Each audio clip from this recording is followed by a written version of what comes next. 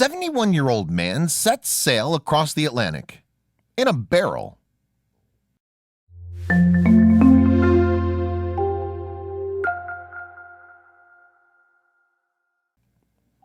A dream ship.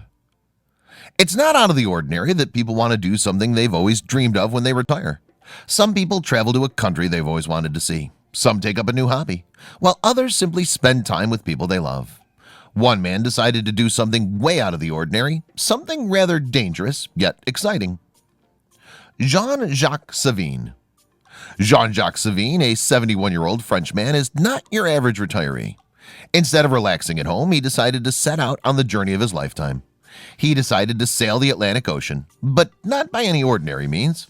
Instead, he decided to rely on Mother Nature to get him from one of the smallest Canary Islands all the way to the Bahamas. How he's doing it will shock you.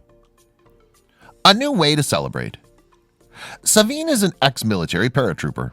Using his knowledge to guide him on a trip that no man has ever done before, he's an adrenaline junkie looking for a unique way to ring in the new year and celebrate his 72nd birthday, and his plan will do just that.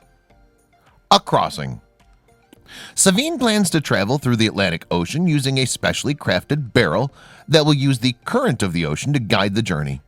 Savine describes the journey as a crossing where the man would not be captain of his boat, but passenger of the ocean. Of course, a journey of this magnitude will need a lot of specialized equipment and plenty of survival equipment. The orange barrel. The barrel itself took months to perfectly craft, which is 10 feet long and 7 feet wide. It has 4 windows and is primarily made from resin-coated plywood to successfully absorb the shock of the intense waves it will come up against in the following months. Thankfully, we'll get daily updates according to Savine. Thanks to the modern means of communication, I'll be able to indicate my position and give various information to the media throughout my journey. Much needed GPS. It has a stove, gas cylinders, and a GPS device which will all help him survive during the 2 to 3 month long journey. Savine says during his journey he'll be traveling at 2 or 3 kilometers an hour, and the weather so far has been great. Keeping us posted. The project was crowdfunded by interested peers who will get updates daily via Savine's Facebook page. Recently, he sent a message to everyone saying, "Good morning to everyone. Today, everything is fine. Position with GPS coordinates L27.54615 by 18.23749. Sleeping bunk. Inside the orange vessel, he has a fully equipped sleeping bunk and a storage space for the special things he's brought with him. He decided to sell his birthday and New Year's with 2 bottles of wine, a Sauternay white wine and the other red Saint Emilion. Of course, he brought some food as well. Full kitchen. Among the freeze-dried daily meals, he brought a block of foie gras to celebrate on the special days. He also has some fresh produce with him that will kick off his journey but won't last more than a few weeks. His kitchen looks much like the one on any ordinary ship, allowing him to make just about anything he has ingredients for. You see, he even has a kettle for afternoon tea. Barbados, here we come. He won't have any sails or monitors to guide him on his adventure, and according to his website, he'll most likely land in Barbados, although I'd really like it to be a French island like Martinique or Guadeloupe.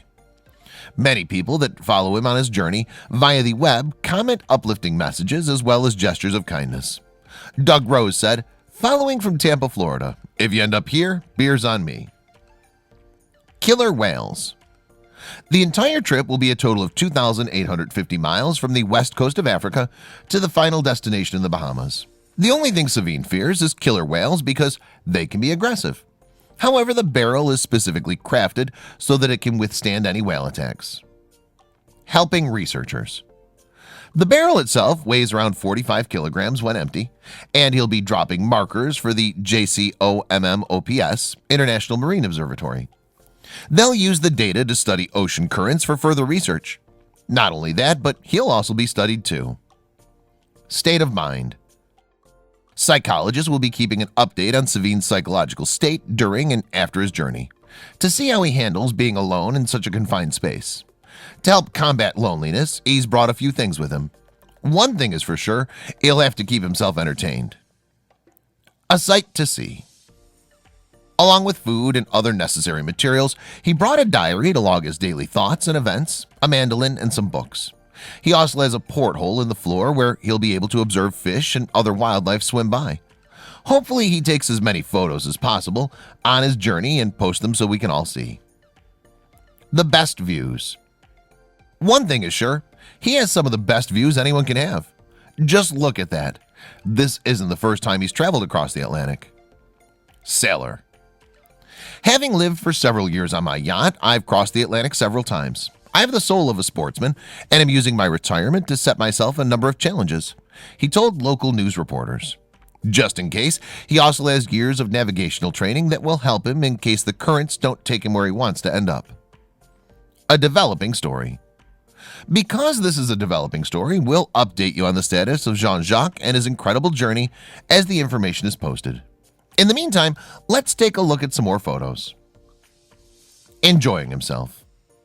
Here's another shot of his magnificent machine. He's enjoying a nice view from the top of the famous orange vessel. Before the voyage. Here's a shot of the vessel before it set out on an adventure of a lifetime. Best view in town. Imagine waking up to this view every morning. Not so bad, Jean-Jacques. Not so bad.